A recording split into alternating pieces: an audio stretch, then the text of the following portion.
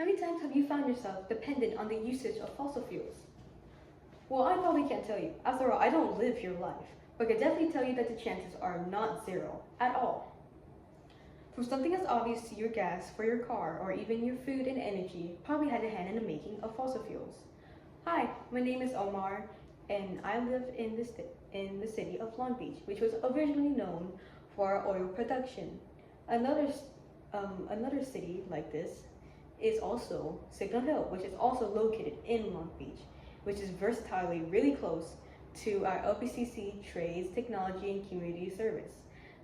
With Signal Hill was a key factor of the oil industry for the state of California, which is really evident because I see as I walk to school that everything I see had probably the hand of fossil fuels, but I don't know this or care in the world.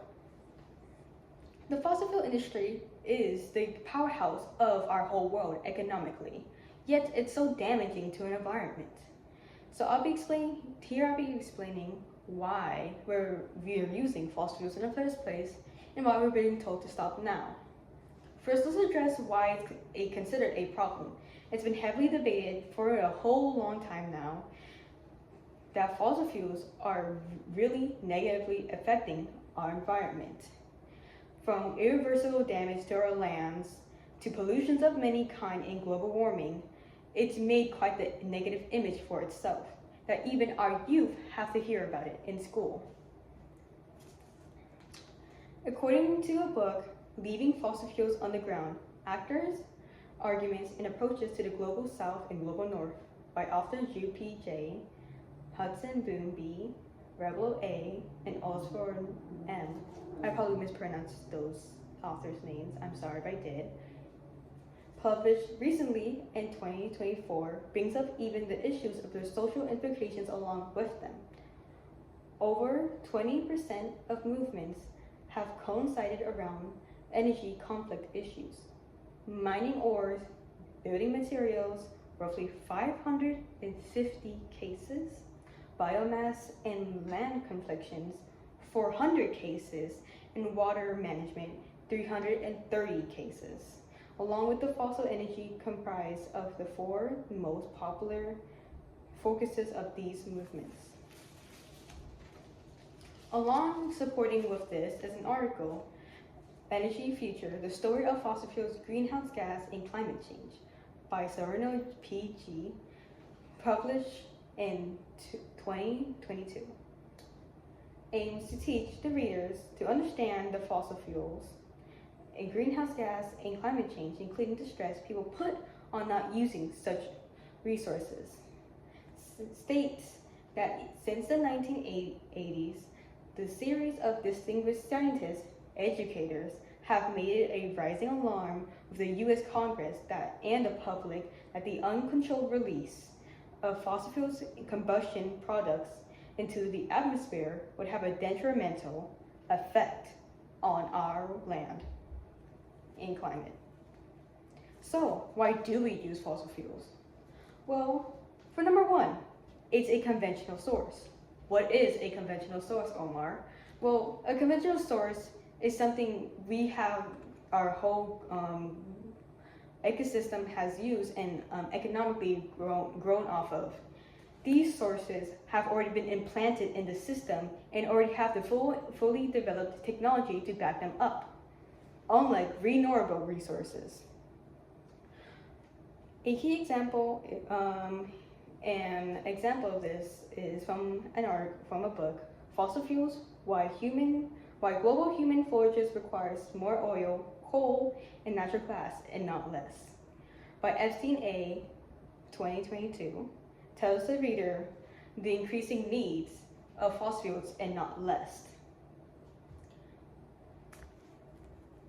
The key in helping you know and understand this topic is that renewable resources are, yes, effectively better for the environment, but when compared to fossil fuels, it's practically just a baby, as fossil fuels are reliable and low cost.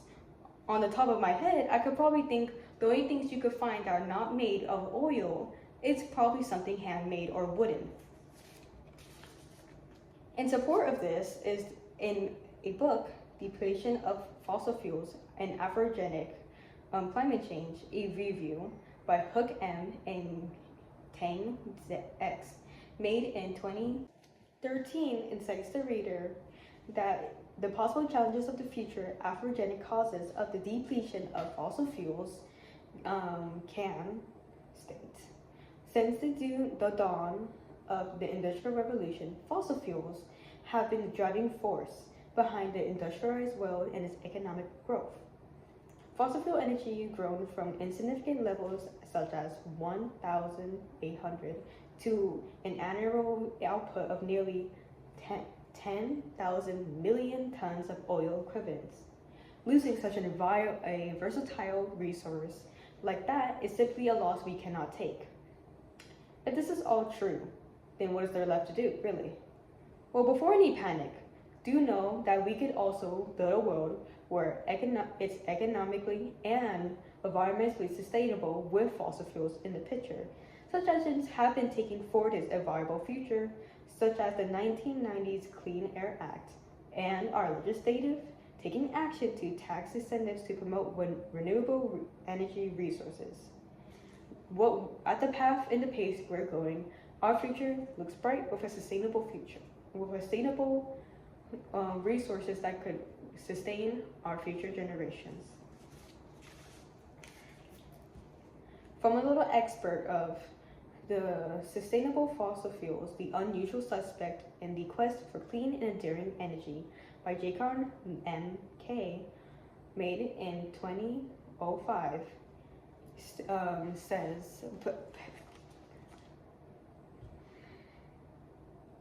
brands the reader that with the way we are going, our energy is quite in fact stable.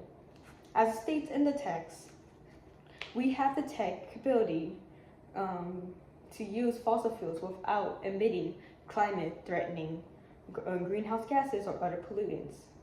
By buying time for increasing energy efficiency, developing renewable energy tech, and making nuclear power more attractive, fossil fuels will play a key role in humanity's quest for sustainable energy system. Renewable energy and a